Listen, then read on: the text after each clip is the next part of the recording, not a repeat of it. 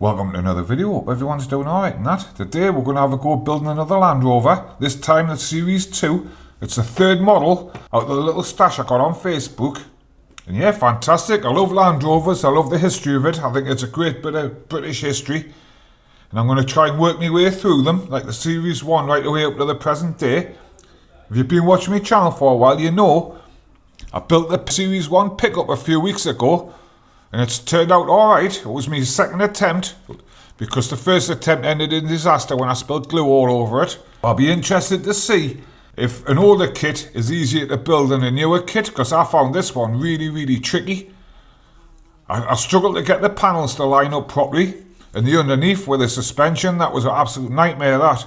But this one's turned out pretty well. The first attempt was an absolute disaster. Let's get it out of the box. See what I'm dealing with. I'll run you through my little plan. We'll build ourselves a Series 2. Right, this is everything that come in the box. And it's pretty nicely put together. The body is mint compared to the other one. Like, fantastic. We'll just see it for scale, because these are both 143 scale cars. So they should be absolutely bang on. Yep, that's pretty good scale in that. Like, one thing I have found out, this is not actually an Airfix kit.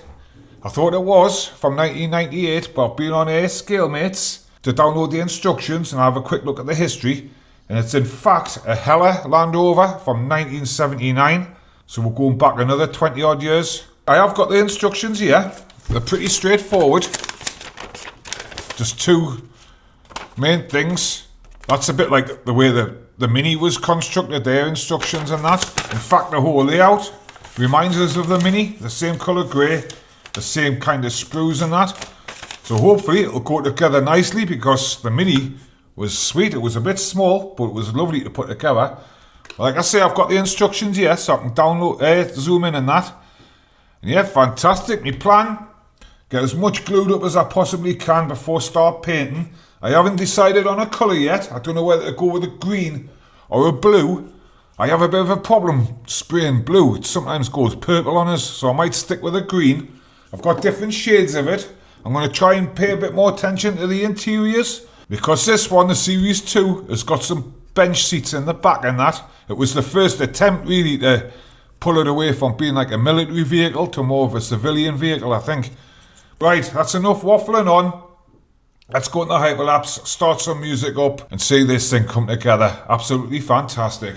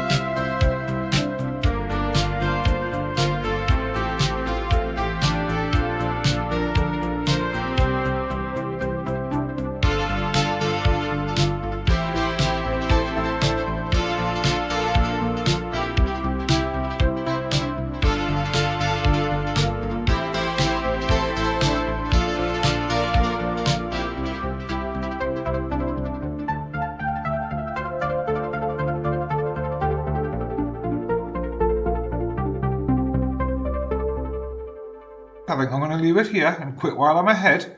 And there you have it, the Series 2 Land Rover little Airfix kit. And I tell you what, I'm pretty pleased with how it's come out. Overall, pretty nice build in that. It did have its issues. We'll have a little look around it. And then we'll find it a spot in the cabinet. But fantastic. But my first issue, I haven't glued the body down, because I think it looks pretty neat in that. And it gives us opportunity to pull it off so we can have a look at the interior, because I spent a good bit detailing this out. It's basic, but you've got to start somewhere in that. And yeah, fantastic. I tried to do the seats in like a bluey green colour. It sort of worked, but the carpets have gone in as green and that. And yeah, fantastic. I did have an issue at the start with the air seat.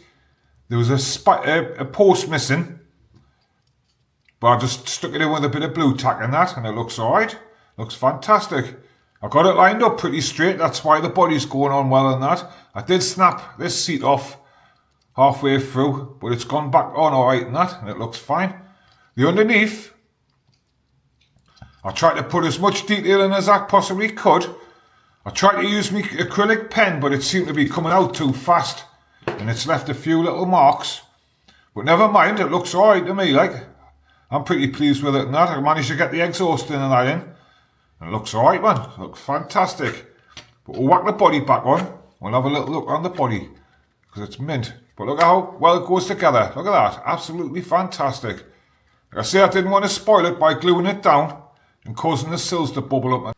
I have pinched the spare wheel off the broken one, because it had like this lump in the middle of the bonnet and it looked really, really odd.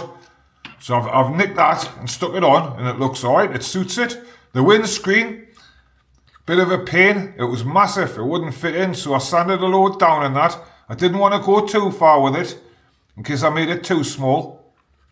But yeah, it's gone on alright. The edges are a bit rough. I think I could have took them down a bit more, but again, I didn't want to make it so it fell through in that. I managed to get the wing mirror on alright in that. Fantastic. There was only one in the pack, but there's two on the box. I think this box picture is pretty poor, really, like, really pretty poor. It doesn't even look like a Land Rover, to be honest with you. But the model itself, that looks pretty good. It looks pretty spot on to me, like, fantastic. The decals, pretty rubbish. I know they were a bit knackered because they were like grazed and that, but there was only two of them. And I think every car should come with at least a bonnet and a boot badge and a couple of number plates. It's basic stuff and that. It makes the models look so much better. I mean, this pickup doesn't look... It's not a patch on that, but it looks a little bit better because it's got the boot badge on and it's got the number plate on and that. But that's just a small little gripe in that. Yeah, fantastic. So right, let's find a spot in the cabinet and bring this video in. Stuck it on the second shelf where all the cars live, in between the Mini and the Series 1. I have been on the lookout for a Series 3. I found one, but it's a level 5 Revel kit. It might be a bit too tough for us, so I'm going to have a little look around and see if I can find anything a bit easier. But if I can't, I'll get it, and we'll just take it as it comes and that. And yeah, fantastic. Right, let's have a look at next time's model and say we're goodbyes. Right, all that's left is to say me goodbyes. If you like the video, hit likes and subscribes. Do all the YouTubey stuff for us and that. It's only me hobby. I'm just a bloke having a go and that. Fantastic. Hopefully, it might encourage someone to pick a model up and that, because they're absolutely fantastic. But next time, I've been taking advice from me comments. I get some absolutely fantastic tips in my comments. And I'm going to be having a go at my first Tamiya kit. I've done a little bit of research, and the one I've come up with is this one, the Porsche 911 Turbo. Absolutely fantastic. I think it's on the easier side of the Tamiya kits. The only reason I haven't done a Tamiya up to now is because I thought these were really difficult, you know.